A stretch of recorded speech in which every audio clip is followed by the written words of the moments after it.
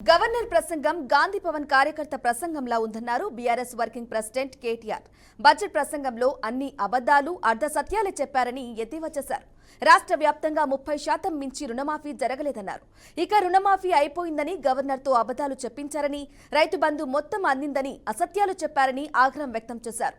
ఇక రాష్ట్రంలో సాగునీటి సంక్షోభం తీవ్రమవుతోందని, రేవంత్ అనే చేతకాని సీఎం వల్ల పంటలు ఎండిపోతున్నాయని ఆవేదన వ్యక్తం చేశారు. కేసీఆర్ పై గుడ్డి కోపంతో మేడికట్ట మరమ్మతులు చేయలేదని ఆరోపించారు కేటీఆర్.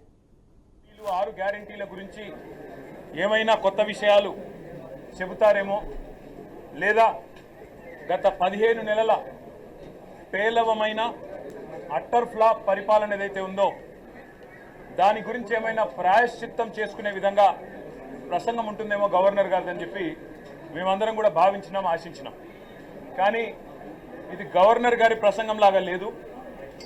ఒక మాటలో చెప్పాలంటే గాంధీ భవన్లో కాంగ్రెస్ కార్యకర్తల ప్రెస్ మీట్ లాగా ఉంది తప్ప గవర్నర్ గారి ప్రసంగం లాగా మాత్రం లేదు.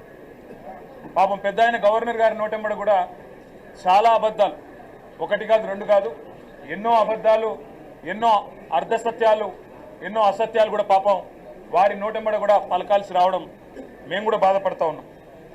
కాంగ్రెస్ సర్కారు యొక్క ఘోర వైఫల్యం వల్ల ఈరోజు రాష్ట్రంలో రైతాంగం ఆందోళనలో ఉంది. ఎక్కడికక్కడ పంటలు ఎండిపోతున్నాయి. రైతులు ఇప్పటికే 480 పైచిలకు మంది రైతులు ఆత్మహత్య చేసుకున్నారు. వాళ్లకు కనీసం ఒక్క మాట, వాళ్లకు సాంత్వన చేకూర్చే మాట, వాళ్లకు ఉపశమనాన్ని ఇచ్చే మాట, వాళ్లకు భరోసానిచ్చే ఒక్క మాటనన్నా గవర్నర్ నోటెంబడి వస్తుందేమో.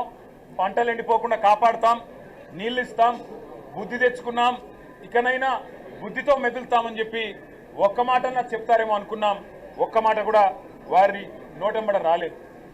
అసలు ఈరోజు వరకు రాష్ట్రంలోని ఏ గ్రామంలో కూడా 25 నుంచి 30% మించి రుణమాఫీ జరగలేదు.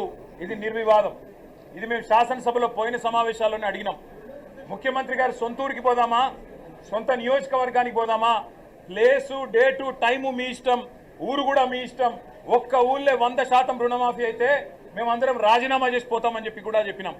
కానీ మళ్ళీ ఈరోజు గవర్నర్ గారి నోటెంబడ రుణమాఫీ అయిపోయింది, లక్షలాది మంది రైతులు సంతోషంగా ఉన్నారు అని చెప్పి అబద్ధాలు చెప్పించి గవర్నర్ గారి స్థాయిని కూడా దిగజార్చి ఈ కాంగ్రెస్ ప్రభుత్వం మళ్ళొక్కసారి తన భ్రష్టత్వాన్ని, తన నీచత్వాన్ని బయటపెట్టుకుంది.